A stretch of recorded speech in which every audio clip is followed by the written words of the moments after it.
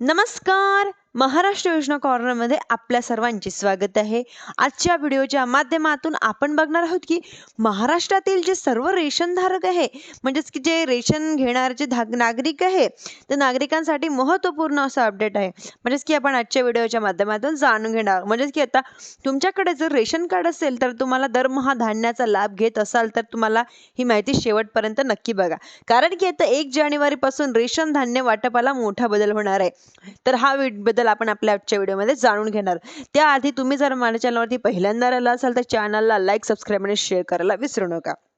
जेणेकरून अशीच महत्त्वपूर्ण अपडेट्स तुम्हाला पुढे देखील मिळत राहतील. चला तर तुमचा जास्त वेळ न घेता आपल्या व्हिडिओला सुरुवात करूया. व्हिडिओ शेवटपर्यंत नक्की बघा. म्हणजेच की महाराष्ट्रात रेशन कार्ड मुख्यतः 2 प्रकार विभागले गेले आहे.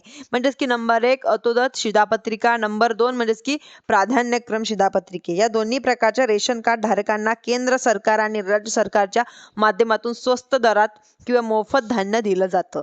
1 जानेवारी 2026 पासून नेमका काय बदल होणार आहे? सर्वात महत्त्वाचा मुद्दा म्हणजेच की 1 जानेवारी 2026 पासून रेशन धान्याच्या प्रमाणात मोठा बदल लागू होणार आहे. म्हणजेच की आता राज्य सरकार व केंद्र सरकारच्या संयुक्त निर्णयात करण्यात आलेला आहे.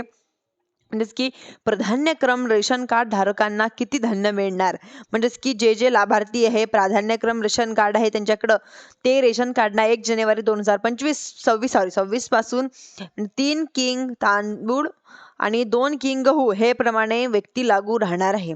तर अतुदंत शिधापत्रिका धारकांना किती धान्य मिळणार आहे? आता बोलूया की शिधापत्रिका धारकांबद्दल की या रेशन धारकांना म्हणजेच की एकत्रित धान्य दिलं जातं. तर 1 जानेवारी 2026 पासून त्यांना 20 किंग तांदूळ, 15 किंग गहू हा बदल करण्यात आलेला आहे. राज्यातील अनेक जे शिधापत्रिका धारक आहे त्या धारकांना तक्रारी होत्या की तांदळाचे प्रमाण खूप वाढलं आहे व गहू खूप कमी मिळतोय. तर या तक्रारीची दखल घेत असताना राज्य सरकार आणि केंद्र सरकारचा हा महत्त्वपूर्ण निर्णय होता. म्हणजेच की आता शिधापत्रिका धारकांना 25 किलो तांदूळ, 10 किलो गहू मिळत होते. परंतु आता प्राधान्यक्रम रेशन धारकांना आता 4 किलो तांदूळ आणि 1 किलो गहू असे मिळत होते. परंतु या प्रमाणात आता बदल करण्यात आलेला आहे. म्हणजेच की रेशन दुकानावर गेल्यात या लक्षात घ्यावा.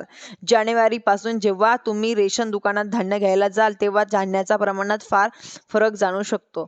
म्हणजेच की आता गोंधळून जाऊ नका. नवीन जे राशन आहे तुम्हाला डिसेंबर महिन्याबाबत महत्त्वपूर्ण माहिती लक्षात ठेवा. कारण की आता डिसेंबर महिन्यामध्ये जुनी धान्य वाटप पद्धत लागू राहणार आहे व तुम्हाला 1 जानेवारी 2026 पासून हे म्हणजेच की लागू राहणार आहे. धन्यवाद.